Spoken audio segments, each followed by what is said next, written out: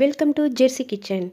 நம்ம இன்றைக்கி சுவையான ரொம்ப டேஸ்ட்டான மட்டன் கறி ரசம் எப்படி வைக்க போகிறதுங்கிறத தான் இந்த வீடியோவில் பார்க்க போகிறோம். வாங்க வீடியோக்குள்ளே போகலாம்.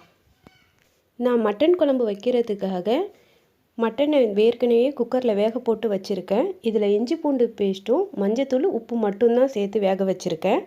இந்த தண்ணியை யூஸ் பண்ணி தான் நம்ம இப்போ கறி ரசம் வைக்க போகிறோம். மட்டன் இல்லாமல் இந்த கறி வெந்த தண்ணியை மட்டும் எடுத்து நம்ம ஒரு பவுலில் தனியாக வச்சுக்கலாம். இதில் கொஞ்சமாக மிளகு சீரகம் பூண்டு தட்டி போட்டுக்கிறேன். 1/4 டீஸ்பூன் அளவுக்கு மஞ்சத்தூள் போட்டுக்கிறேன்.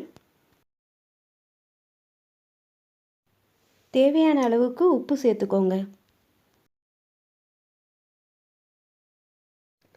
ஒரு பெரிய சைஸ் தக்காளியும் கொஞ்சம் கொத்தமல்லி தலையும் சேர்த்து நல்லா பிசைஞ்சு எடுத்து வச்சுருக்கேன். அதையும் இது கூடயே சேர்த்து ஆட் பண்ணி கலந்து விட்டுக்கோங்க.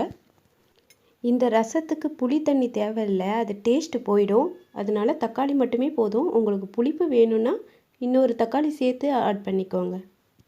முன்னாடியே இஞ்சி பூண்டு சேர்த்து தான் இந்த மட்டனை வேக வச்சதுனால இதில் ஆல்ரெடி காரம் இருக்கும். அதனால் ஒரு பச்சை மிளகாய் மட்டும் கீறி போட்டுக்கோங்க.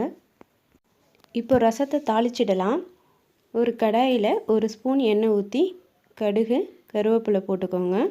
கருவேப்பிலை பொரிஞ்சோன்னே நாம் ரெடி பண்ணி வச்சுருக்க ரசத்தை எடுத்து இதில் ஊற்றிக்கலாம். ரசம் கொதிக்கக்கூடாது. இந்த மாதிரி சுற்றி நுர வந்தோடனே கொத்தமல்லி தழை தூவி ஸ்டவ்வை ஆஃப் பண்ணிவிடுங்க. சின்ன குழந்தைங்களுக்கு இது ரொம்ப நல்லது. சின்ன குழந்தைங்களுக்கு நம்மளால் மட்டனை டைரெக்டாக கொடுக்க முடியாது. இந்த மாதிரி மட்டன் வேக வச்ச தண்ணியை ரசம் வச்சு கொடுக்கும்போது அதோட சத்து எல்லாம் அந்த குழந்தைக்கு கிடைக்கும். நார்மல் ரசத்தை விட இது டேஸ்டியாகவும் ஹெல்த்தியாகவும் இருக்கும். பெரியவங்க சின்ன குழந்தைங்க எல்லாருமே சாப்பிடலாம். டேஸ்டியான கறி ரசம் ரெடி.